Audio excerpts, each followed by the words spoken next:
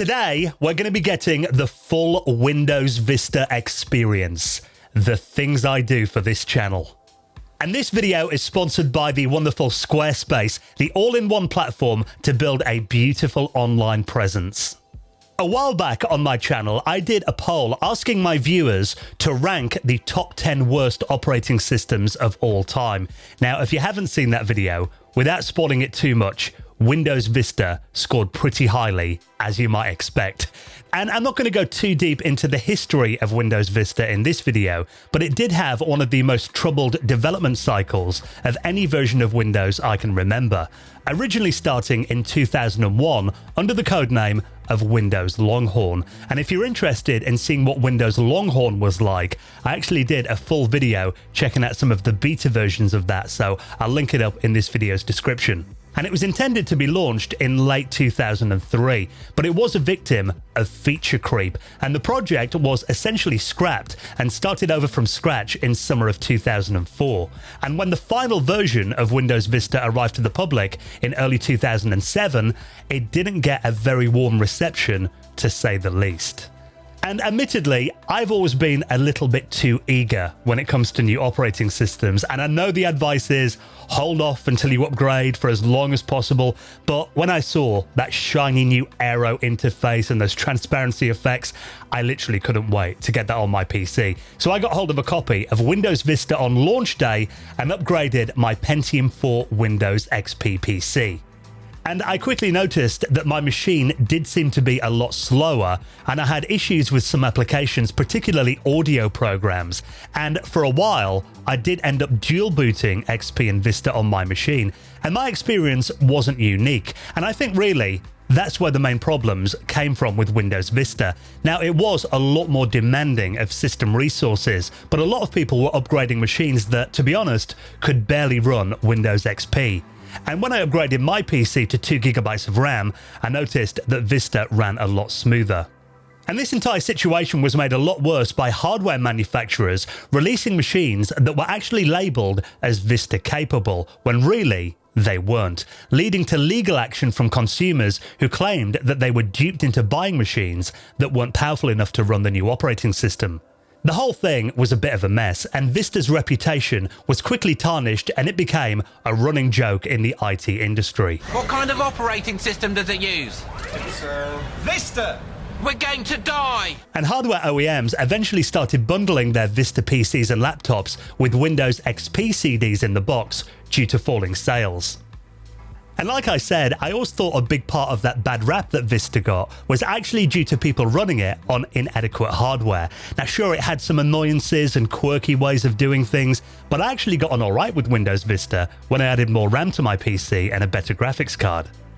And Microsoft even tried to show people that they might in fact like Vista running on actual capable hardware by running a campaign showing a mythical new operating system that they called Windows Mojave to users who'd heard how bad Vista was. And it turns out, after trying it, they loved it, and they were surprised when it turned out to be Windows Vista.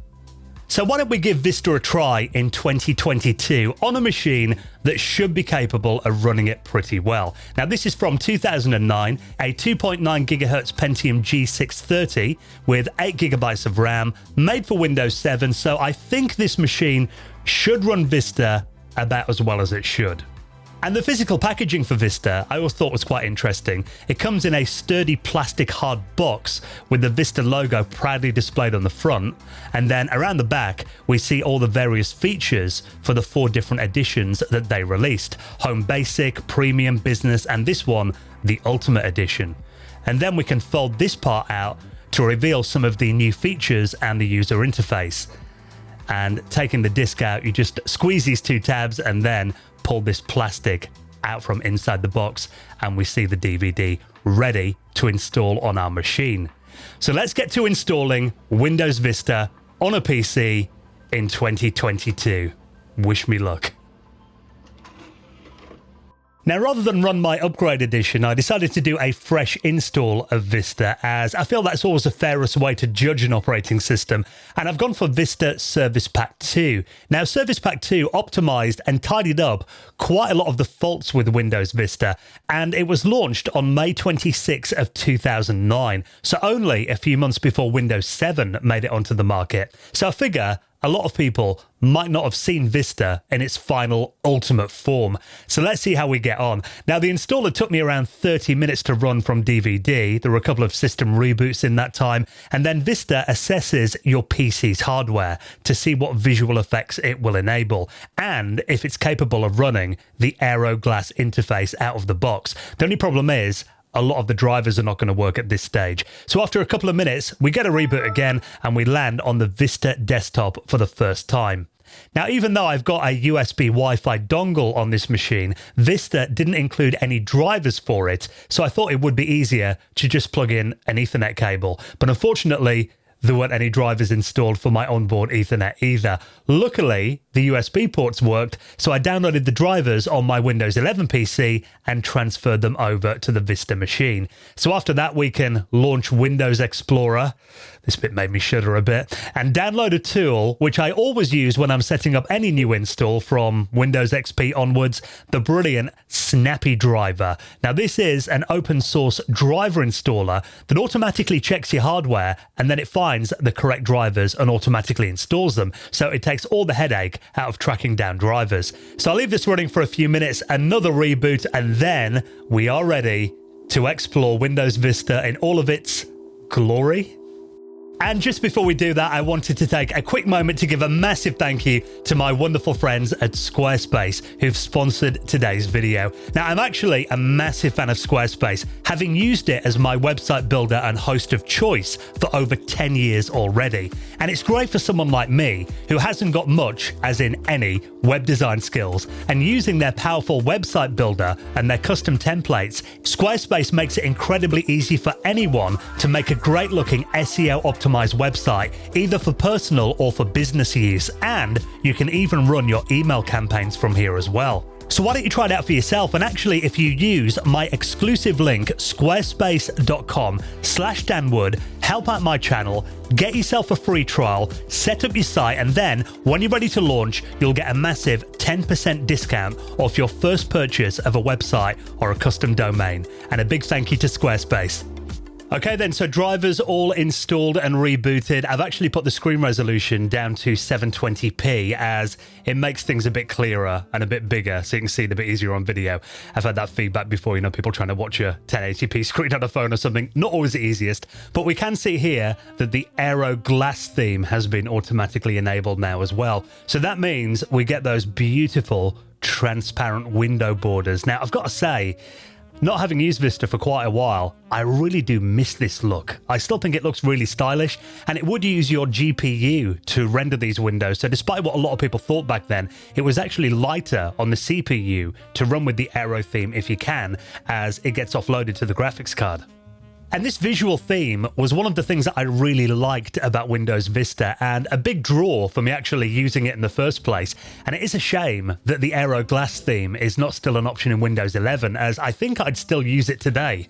And hitting Alt and Tab on the keyboard will give us a basic running application switcher, or you can get that sexy 3D Aero switcher with the left Windows key and Tab, and then you can scroll through your running programs. And I think this visual style has actually held up really well. And I think the aesthetics of Vista is probably my favorite thing about it. And I really like the icon theme as well, with these subtle dark green folders that I still think look really stylish today. And even stuff like the activity dialogues give us some nice subtle animated graphics in there as well, depending on the activity that you're doing. And I know that I'm going on about it quite a lot here, but visually, Windows Vista I think is just gorgeous.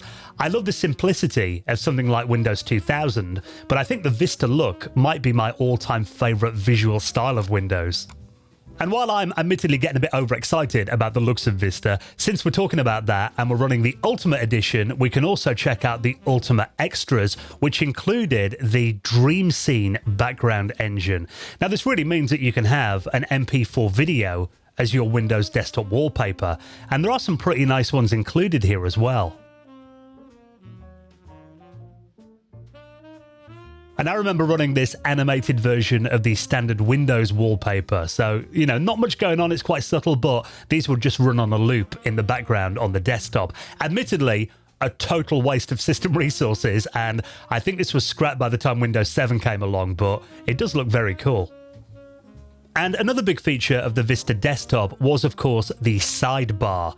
Now, this is something that was actually kept from the Windows Longhorn betas, and the idea is that you've got these always running gadgets, as they called them, little widgets, that run on your desktop at all times. Now, of course, these are very common on smartphones today, and there were a couple of very handy ones included, like having a calendar there was quite useful, or having a notepad to quickly jot things down, and if you wanted a second clock or the weather or a CPU meter always visible, you could also add an RSS feed to the news gadget, and you could get more gadgets for the sidebar online. But back in 2012, Microsoft actually issued a security advisory urging users to totally disable and remove the sidebar and the gadgets due to a potential security risk. Now, it turned out that hackers could get in via a malicious gadget and could potentially take control of your entire machine. Now, I did use the sidebar and gadgets when I ran Vista, but in all honesty, they're not really something that I miss today. And search was massively improved in Vista over Windows XP. Gone were the days of waiting for it to search through your entire disk and watching an animation of a dog or something. The much improved indexing meant that search was really quick in Vista. And actually using this again, I find it more intuitive than the overly complex search that's in Windows today. You know, how often do I want to see web results in my Windows search queries? Never is the answer. So actually, this works great. And user account control, or UAC, I remember this being a big complaint from users who'd switched from XP to Vista at the time, but in hindsight, it was a good addition, giving Windows a way to have admin privileges and preventing programs from accessing everything on the system. But originally, it was very sensitive in the early versions of Vista, and I remember it popping up all the time, and admittedly, it did get quite annoying. Luckily, they toned it down a lot with updates, and in this version, with Service Pack 2, it's pretty much the same as it is in Windows 7. You only really see the UAC prompt when you need to. And when you insert a fast enough compatible USB 2 memory stick, you get the option of using the then new Windows Readyboost. Now that uses the memory on the USB stick to speed up your system by using it as a memory cache to speed up loading large files, for example. Not something I really used back in the day. I'm not sure how useful it is today, and a lot of people have got enough RAM to do stuff like that, but I guess it was quite innovative. And Windows Defender also made an appearance in Vista. Now, originally this appeared as an optional download for Windows XP, although at this time it was more of a spyware protection tool than a full-on antivirus. I remember hearing at the time that Microsoft didn't want to put a full antivirus suite in there because they didn't want to annoy the likes of McAfee or Norton by bundling a full-on replacement. And another feature that I completely forgot existed in Vista was the performance rating, the Windows Experience Index. Now, this assesses your hardware and gives it a rating from 1 to 5.9, I believe, and then based on that score, it will enable or disable various features. For example, the Aero interface is only meant to appear if you get a score of 3.0 or higher, and Vista also gives you advice on which parts of your system might be holding back system performance, so you can upgrade it if you want to get that higher rating. Although this machine, even with the integrated graphics and audio and everything, actually seems to score pretty highly.